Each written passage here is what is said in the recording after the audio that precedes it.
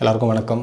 இந்த வீடியோ நான் பார்க்க போகிற டாபிக் வந்து, இப்போ நீங்கள் ஸ்பிரிச்சுவல் அவேக்கனிங்கில் இருக்கீங்கன்னா அதுக்கான அறிகுறிகள் என்னென்ன, சயின்ஸ் ஆஃப் ஸ்பிரிச்சுவல் அவேக்கனிங். இத்தனை வருஷமாக நீங்கள் பிறந்ததுலேருந்து இப்போ வரைக்கும் உங்களை வந்து நீங்கள் உங்கள் உடம்போடையும் உங்கள் மைண்டோடையும் நீங்கள் அடையாளப்படுத்தி வாழ்ந்துட்டு இருந்திருப்பீங்க. அண்ட் இதுதான் வந்து நம்ம அன்கான்ஷியஸாக வாழறதுன்னு சொல்கிறோம்.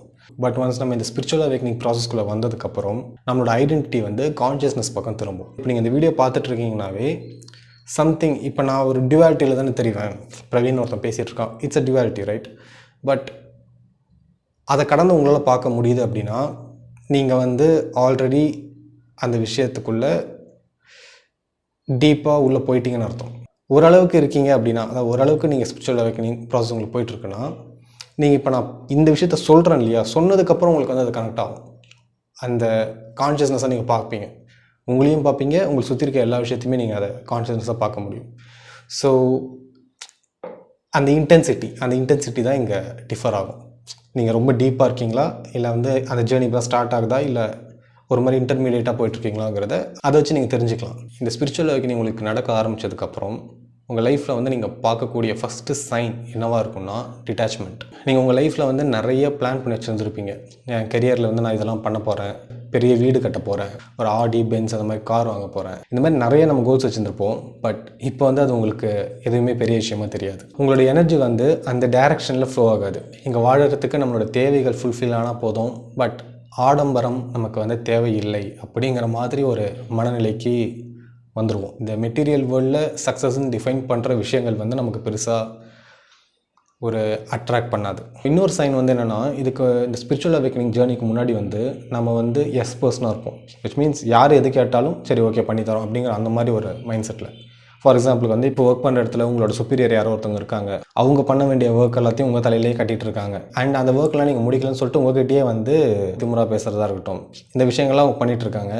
பட் இதுக்கு முன்னாடிலாம் வந்து நீங்கள் இது பெருசாக இல்லை, அவங்ககிட்ட நம்ம என்னென்னு கேட்குறது, கேட்டால் வேலை போயிடும், அந்த மாதிரிலாம் ஒரு தாட் இருக்கும். பட் ஒன்ஸ் ஸ்பிரிச்சுவல் அவேக்கனிங் உங்களுக்கு நடக்க ஆரம்பித்ததுக்கப்புறம் இதை பற்றிலாம் நீங்கள் சுத்தமாக யோசிக்கவே மாட்டீங்க. ஐயோ இந்த வேலை போயிடுமே, என்ன பண்ணுறது அடுத்தது, இந்த மாதிரி விஷயங்கள்லாம் உங்களுக்கு வந்து ஒரு பெரிய மேட்டராகவே இருக்காது. நீங்கள் ஸ்ட்ரைட்டாக வந்து இது மாதிரி எதாவது பண்ண சொல்கிறாங்கன்னா இல்லை என்னால் பண்ண முடியாது அப்படின்னு ஸ்ட்ரைட்டாகவே நீங்கள் சொல்லுவீங்க. லைக் அது வந்து ஒரு சூப்பர் பவர் மாதிரி தான் ஆக்சுவலாக. இது வந்து இந்த மெட்டீரியலிஸ்டிக்கான டைமென்ஷன்லேருந்து பார்க்கும்போது முட்டாள்தனமாக தெரியும். டேய் வேலையை விட்டு என்னடா பண்ண போகிற அந்த மாதிரி இருக்கும். இன்ஃபேக்ட் உங்களை சுற்றி இருக்கவங்களாம் உங்களை வெறுக்க ஆரம்பிக்கலாம், உங்கள் மேலே கோவப்படலாம். இப்போ வந்து வேலை போயிடுச்சுன்னா எப்படி வந்து நீ வீட்டுக்கு வாடகை கொடுப்ப, இந்த மாதிரி நிறைய விஷயங்கள் சொல்லுவோம். பட் எது தர்மமோ அந்த தர்மத்தில் தான் நீங்கள் நிற்பீங்க. ஸோ இது வந்து ரொம்ப கஷ்டமான ஒரு விஷயமா இருக்கும். ஏன்டா நமக்கு இந்த ப்ராசஸ் போயிட்டுருக்கு, ஏன் இதுக்கு முன்னாடி இந்த மாதிரி இருந்திருக்கலாமே அப்படின்னு கூட நமக்கு தோணும். பட் ட்ரஸ்ட் மீ, இது வந்து உங்களோட சூப்பர் பவர். உங்களை வந்து ஒரு டாக்ஸிக்கான என்விரான்மெண்ட்டில் இருந்து நீங்கள் எங்கே இருக்கணுமோ அந்த இடத்துக்கு நீங்கள் போகிறதுக்கான ஒரு உந்துதலாக இருக்கும். ஸோ இப்போ நீங்கள் அந்த மாதிரி ஒரு ஃபேஸில் இருக்கீங்கன்னா ஜஸ்ட் ரொம்ப போட்டு யோசிச்சிக்காதீங்க, உங்கள் செல்ஃப் சொல்கிறத கேட்டு நடங்க. ஏன்னா அது இப்போ உங்களுக்கு கஷ்டமாக இருந்தாலும் ஃப்யூச்சரில் வந்து அது உங்கள் லைஃப்பை வந்து வேறு ஒரு இடத்துக்கு கொண்டு போயிருக்கும். இதை நான் பர்சனல் எக்ஸ்பீரியன்ஸ்லேருந்து சொல்கிறேன். பட் எஸ், இது வந்து உங்களுக்கு வந்து ரொம்ப அன்கம்ஃபர்டபுளாக தான் இருக்கும். உங்களுக்கு வந்து எங்கே என் மேலே தான் எதாவது தப்போ, நான் தான் சரி இல்லையோ அப்படின்லாம் தோண ஆரம்பிக்கும். பட் நான் உங்களுக்கு வந்து ஒரு விஷயத்த ஷுவராக சொல்கிறேன், நீங்கள் வந்து சரியான பாத்தில் ட்ராவல் பண்ணிருக்கீங்க. ஆக்சுவலாக நீங்கள் வந்து இறைநிலையிலிருந்து செயல்படுறீங்க. எது தர்மமோ அந்த தர்மத்தில் ட்ராவல் பண்ணுறீங்க. ஸோ அடுத்த சைன் வந்து நீங்கள் எல்லாத்தையுமே வந்து கேள்வி கேட்க ஆரம்பிப்பீங்க. இத்தனை வருஷமாக நீங்கள் வந்து எல்லாத்தையும் கண்மூடித்தனமாக ஃபாலோ பண்ணிட்டு இருந்திருப்பீங்க. அது வந்து ஒரு ரிலீஜியஸ் பிலீஃபாக இருக்கலாம், இல்லைனா வந்து இந்த சொசைட்டி நமக்கு ப்ரோக்ராம் பண்ணி வச்ச ரூல்ஸ் அண்ட் ரெகுலேஷன்ஸாக இருக்கலாம், நம்ம காலகாலமாக ஃபாலோ பண்ணிகிட்டு இருக்க ட்ரெடிஷன்ஸாக இருக்கலாம். இது எல்லாத்தையுமே வந்து நீங்கள் கேள்வி கேட்க ஆரம்பிப்பீங்க.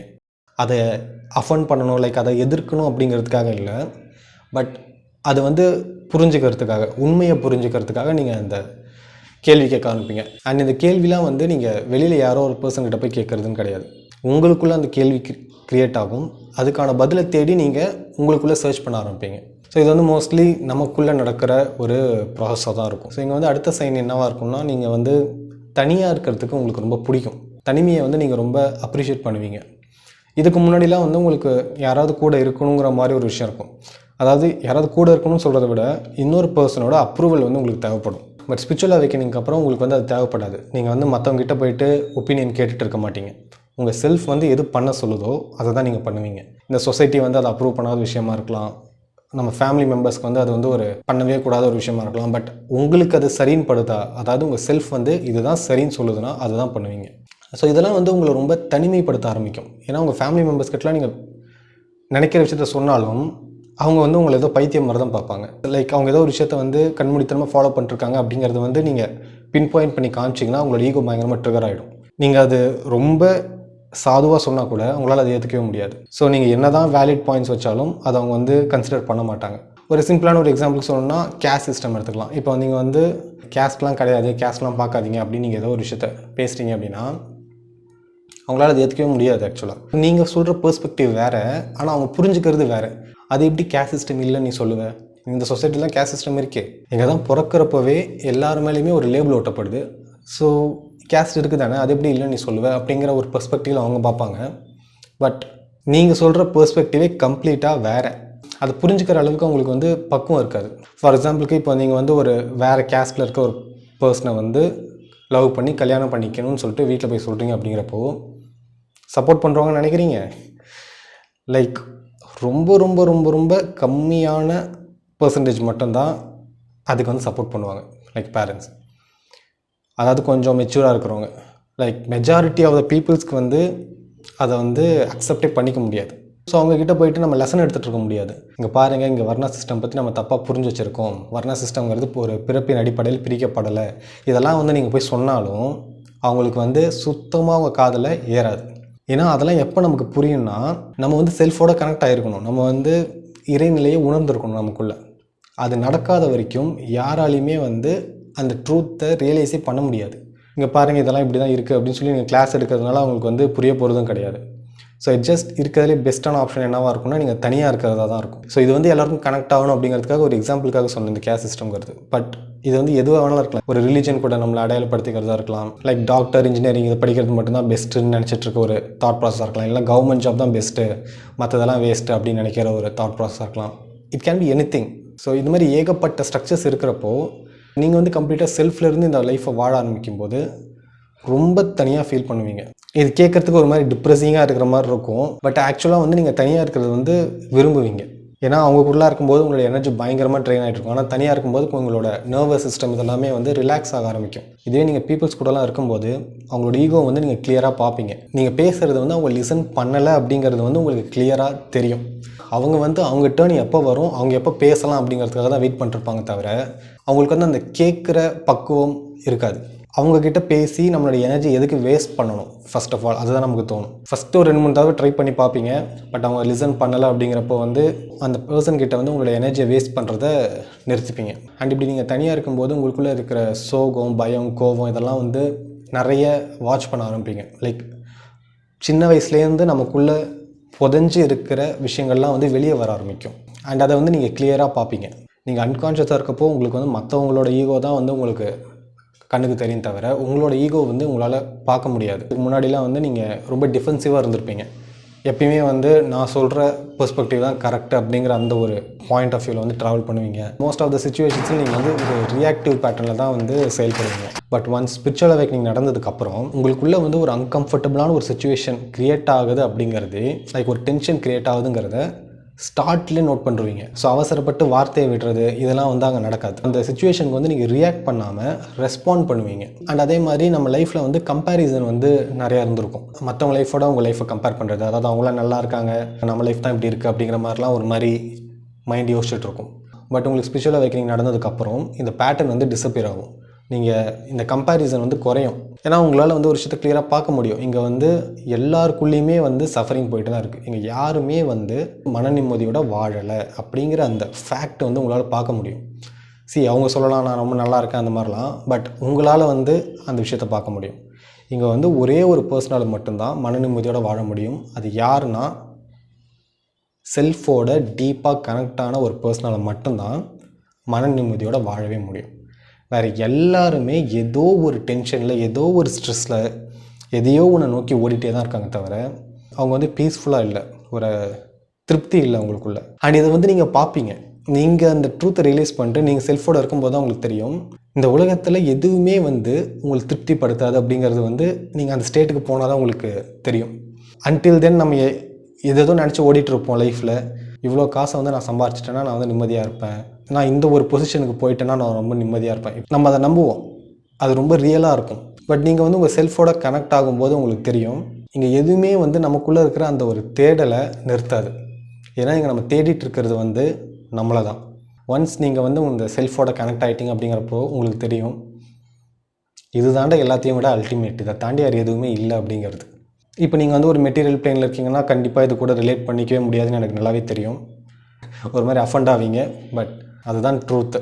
ஸோ இந்த ஸ்பிரிச்சுவல் அவேக்கனிங்க்கு அப்புறம் நீங்கள் வந்து இந்த பணம், பேர், புகழ் இதெல்லாம் வச்சுருக்கவங்களை பார்த்து பொறாமலாம் படமாட்டீங்க. லைக் அவங்க ரொம்ப நல்ல வாழ்க்கை வாழ்கிறாங்க, நம்ம லைஃப் வந்து ரொம்ப மோசமாக இருக்குது அப்படிலாம் தெரியாது. இங்கே யாரெல்லாம் வந்து தன்னோட ஈகோவை அழிச்சிருக்காங்களோ அவங்க மட்டும்தான் இங்கே மன நிம்மதியோடு வாழறாங்க அப்படிங்கிறத வந்து நல்லா ஆழமாக புரிஞ்சுப்பீங்க. இன்னொரு முக்கியமான விஷயம் வந்து நீங்கள் தொலைஞ்சு போன மாதிரி ஃபீல் பண்ணுவீங்க. இதுக்கு முக்கியமான ரீசன் என்னென்னா நீங்கள் ஸ்பிரிச்சுவல் அவேக்கனிங் ஜேர்னியில் இருக்கீங்க, ஆனால் நீங்கள் முக்தி அடையலை, விச் மீன்ஸ் என்லைட்டன் ஆகலை, ப்ளஸ் உங்களோட ஈகோவும் கம்ப்ளீட்டாக டெஸ்ட்ராய் ஆகலை. இது வந்து கண்டினியூஸாக இந்த பக்கமும் அந்த பக்கமும் போயிட்டு வந்துட்டுருக்க மாதிரி இருக்கும். ஸோ அப்படி இருக்கும்போது நீங்கள் எப்போல்லாம் இந்த மெட்டீரியல் பிளேன் டாமினன்ஸில் இருக்கீங்களோ உங்களுக்குள்ளே வந்து ஒரு என்னடா பண்ணிகிட்ருக்கோம் லைஃப்பில் அந்த ஒரு ஃபேஸ் உங்களுக்கு வரும்.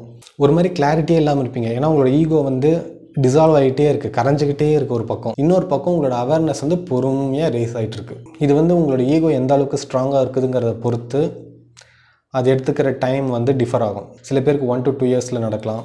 நான் நடக்கலாங்கிறது என்ன சொல்கிறேன்னா கொஞ்சம் டீப்பாக ஸ்டில் அவங்களும் அந்த ஜேர்னியில் தான் இருப்பாங்க. ஒரு அளவுக்கு இந்த மெட்டீரியல் டாமினன்ஸ் வந்துட்டேருந்து ஒரு அளவுக்கு ஸ்ட்ராங்காக இதுக்குள்ளே இந்த டைரக்ஷனுக்குள்ளே வந்துட்டாங்க அப்படிங்கிறதுக்கு நான் சொல்கிறேன்.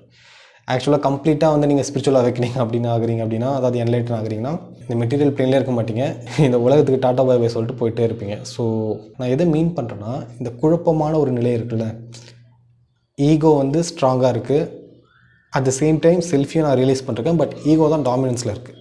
ஸோ அது டாமினன்ஸில் இருக்கும்போது நம்ம ஒரு குழப்பத்திலே இருப்போம்.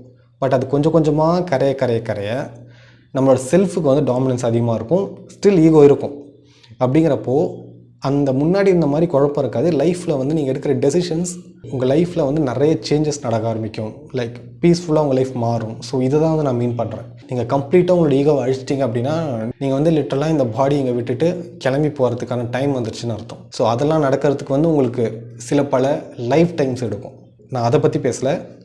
பட் இந்த ஜேர்னியில் நீங்கள் ஒரு மாதிரி இந்த ஈகோவோட பிடியிலிருந்து ஒரு ரிலாக்ஸ்டான ஒரு ஸ்டேட்டுக்கு வரத்துக்கு சில பேருக்கு 2 வருஷம் எடுக்கலாம், சில பேருக்கு 20 வருஷம் கூட ஆகலாம், சில பேருக்கு லைஃப் டைம் கூட எடுக்கலாம். பட் நீங்கள் அந்த ஜேர்னியில் இருக்கீங்க அப்படிங்கிறதே வந்து யூனிவர்ஸோட ஒரு கிஃப்ட் தான். ஸோ இது வரைக்கும் நீங்கள் இந்த வீடியோ பார்த்துட்ருக்கீங்க அப்படின்னா கண்டிப்பாக நீங்கள் வந்து இந்த ஸ்பிரிச்சுவல் அவேக்கனிங்கில் ட்ராவல் பண்ணிகிட்ருக்க ஒரு பர்சனாக தான் இருப்பீங்க. ஏன்னா ஈகோ வந்து இந்த மாதிரி வீடியோலாம் ஃபஸ்ட்டு கிளிக்கே பண்ணாது.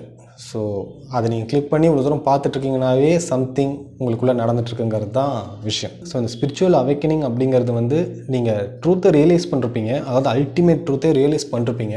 ஒன்ஸ் நீங்கள் அதை ரியலைஸ் பண்ணிட்டீங்கன்னா ஸ்பிரிச்சுவல் அவேக்கனிங் உங்களுக்கு நடந்துருச்சுன்னு அர்த்தம். பட் அதை வந்து நான் டே டு டே லைஃப்பில் இம்ப்ளிமெண்ட் பண்ணுறதுங்கிறது அந்த ப்ராசஸ், அந்த ஜேர்னி இருக்குல்ல, அதுக்கு தான் வந்து ரொம்ப டைம் எடுக்கும். ஸ்பிரிச்சுவல் அவேக்கனிங்க்கும் என்லைட்டன்மெண்ட்டுக்கும் நிறைய டிஃப்ரென்ஸ் இருக்குது. அதை பற்றி நான் ஒரு வீடியோ கூட போட்டிருக்கேன் ஆக்சுவலாக. ஸோ ஸ்பிரிச்சுவல் அவேக்கனிங் வந்து எக்ஸ்பிளைன் பண்ணுறது வந்து ரொம்ப சிம்பிள். நான் என் உடம்பு கிடையாது, நான் என் மைண்ட் கிடையாது, நான் வந்து கான்ஷியஸ்னஸ் அப்படிங்கிறது உணர்றது தான் வந்து ஸ்பிரிச்சுவல் அவேக்கனிங் அப்படின்னு சொல்கிறது. பாருங்கள், 2 லைன் கூட தேவைப்படல அதை எக்ஸ்பிளைன் பண்ணுறதுக்கு. ஆனால் அந்த உண்மையை உணர்ந்து அந்த உண்மையாகவே மாறுறதுக்கு நம்ம இங்கே வந்து செத்து பிறக்கணும். விச் மீன்ஸ் பல ஜென்மங்கள் ஆகும். ஸோ உங்களுக்கு வந்து இந்த ஸ்பிரிச்சுவல் ஜெர்னி போயிட்டுருக்குன்னா நீங்கள் ஆல்ரெடி ரொம்ப தூரம் கடந்து வந்திருக்கீங்க. ஸோ உங்களால் வந்து கண்டிப்பாக அடுத்த கட்டத்துக்கு போக முடியும். ஏன்னா முக்திங்கிறது இங்கே இருக்கிற எல்லா உயிரினங்களுக்கும் எழுதப்பட்டது. இட்ஸ் ஜஸ்ட் நீங்கள் வந்து அந்த வரிசையில் முன்னாடி நிற்கிறீங்க. ஸோ இதுதான் இந்த வீடியோவில் உங்கள் கூட ஷேர் பண்ணிக்கலாம்னு நினச்சேன். So yeah, so thanks for வாட்சிங் guys. See you next video. Bye.